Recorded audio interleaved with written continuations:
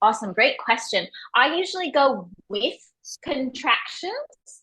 And I usually kind of give space to pause. So, like we were talking about a little bit before, you need time for the cervix and the vulva to relax and stretch. If we pull too quickly, we have a risk of, as those shoulder blades are coming out or the spine is coming out, it's quite a sharp point, and we can actually tear the vaginal canal or the cervix as it's coming out through the pelvis. Because often in these situations, we've got a pelvis in here, the tissues are being slammed and pressed really hard against these bones, and that can make a lot of bruising as well. So we want to be very gentle and pull with her contractions. Give her a moment to breathe, and then when she starts contracting again, then help her. That's my preferred way of doing things.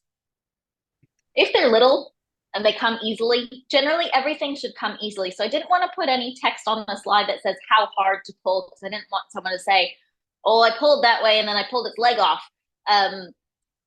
I there's, it takes doing to tell you like exactly, to know exactly how hard you can pull in these situations. Because if you've got give and you're making progress, that's fine.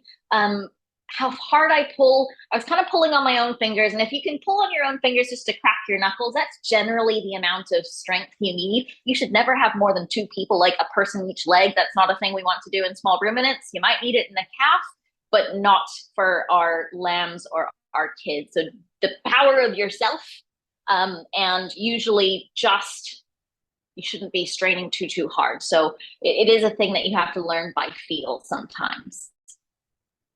And certainly just going back to the lube, it's not just a one-off thing. At this, if you've got the legs out and the head, often what you'll do is you have the front legs out, you'll get the nose up to kind of here, and then it feels like things are really tight. And at that point, you want to stop. If you can get a little bit more lube in behind the head, that's great. And just slowly hold it there and just slowly work the vulva right at the where it's stretching. Slowly just work that up with the lube helping you up over the top. That's a time where we take a beat, stop at that point, let the stretching happen.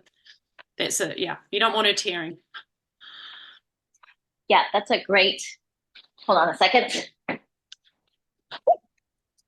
There are, I didn't notice if Christie mentioned it either or not, but there are, Christie, did you mention tools that you can get? Because you can get them from farmlands and agricultural, other ag stores, where it's basically like a giant syringe with a long, thin metal blunted tip on it. Yeah, those are fantastic because they're so little. At the point where you've got both legs out and the nose up, everything is super tight. You really don't want to be shoving your hand up there or trying to shove your tomato sauce bottle or anything up the back either. Here we go. A flannel. Oh, it's triggering. All right, go for it. Sorry. So you've got nose and little feet down here. And sometimes what you need to do is it's really tight right here. So this is the vulva coming as it's coming out. And as Sarah said, if you can get something that you can, like a little tube that you can slide past here and put some lubrication around there, that's sometimes just enough what you need to do.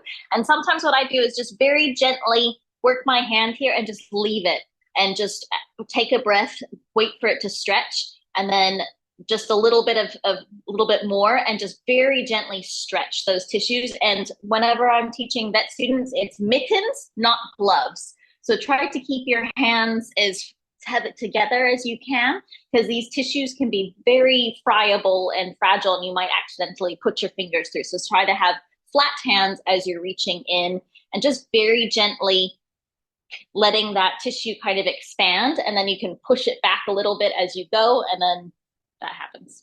No, that's a really good point, Sarah, about having a syringe with like a little, that's what the Red River feeding tubes are really good for as well. You can put them at the end of a syringe and kind of inject some lube around the baby as you go. And just like you said, like you can always do a little bit more lube, kind of stop and reassess.